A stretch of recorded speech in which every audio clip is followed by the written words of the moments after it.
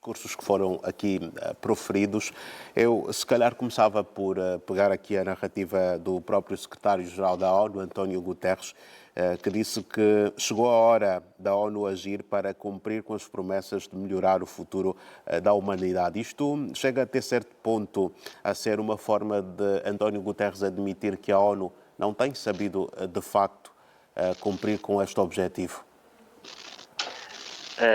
Antes de mais, Dorivaldo, gostaria de olhar para uma lacuna, se pode dizer, que existe no tema desta Assembleia Geral das Nações Unidas número 78, para ser mais fácil, que é a paz, a prosperidade e o progresso.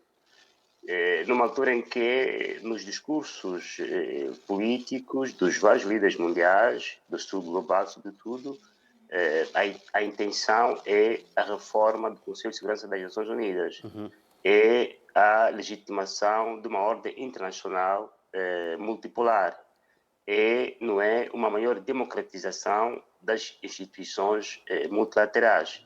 Ou seja, se calhar, e tendo em conta o contexto atual, o tema devia ser mais ou menos em torno dessas temáticas, isto é, ordem mundial, nova ordem mundial, justiça internacional, enfim, temas que realmente ecoam com o estado atual da arte.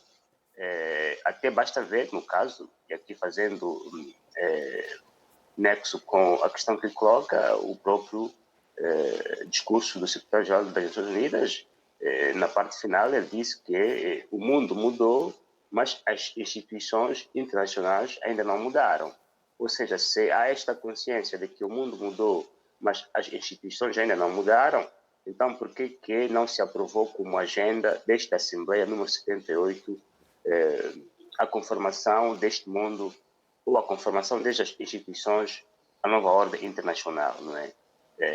Mas do ponto de vista concreto sobre os desafios que existem para a resolução dos problemas mundiais, e tendo em conta os 17 Objetivos do Desenvolvimento Sustentável aprovados em 2015, sabe-se que o cumprimento também está em perigo. Não há certeza de que em 2030 esses objetivos serão totalmente cumpridos. E ao não serem cumpridos, não seria a primeira vez que isto aconteceria, porque já os primeiros 8 também não foram cumpridos. E por que não foram cumpridos? Porque logo após a aprovação dos 8 Objetivos do Desenvolvimento do Milénio,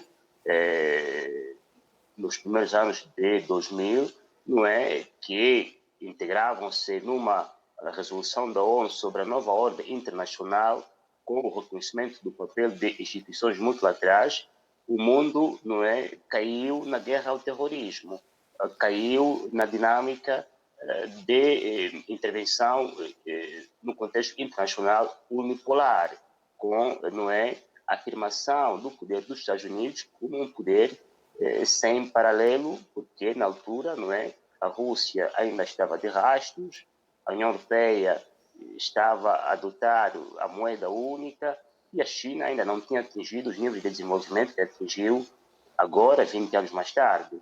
Isto tudo criou dificuldades em implementar aqueles objetivos.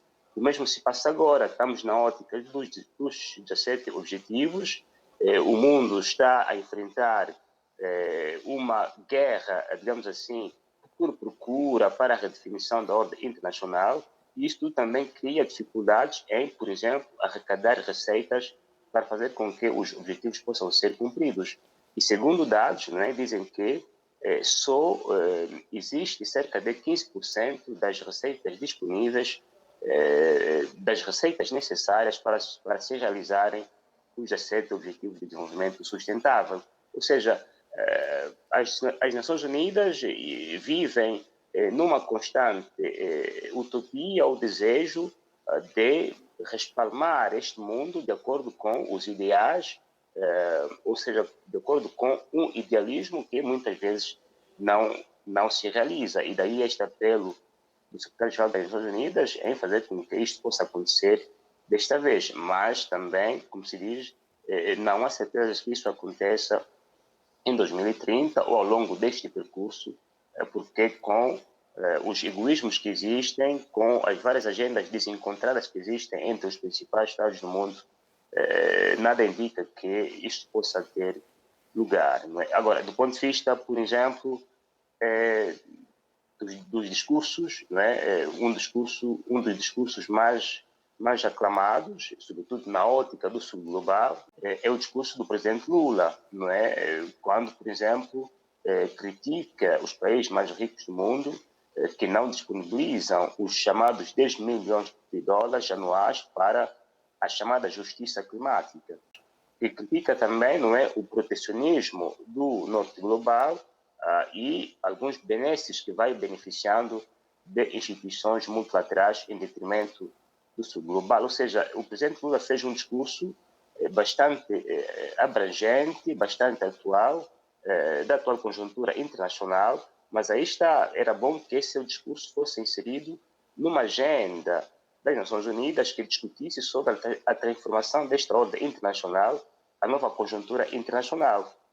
Isto iria legitimar, não é, eventualmente, os esforços dos Estados e de outros agentes multilaterais em agirem de acordo com esta nova solicitação dos Estados para que haja, por exemplo, uma representação do Brasil no Conselho de Segurança, o mesmo também para o continente africano, se calhar ao nível do FMI e do Banco Mundial, o voto dos Estados-membros não deve ser feito com base no peso das cotas, mas sim com base no princípio de um Estado, um voto, e também, naturalmente, essa questão da moeda internacional, do comércio internacional, que os Estados devem também abordar, porque se o mundo mudou e as instituições do passado estão a ser criticadas, não faz sentido manter essas instituições do passado no contexto atual, como disse o secretário-geral das Nações Unidas.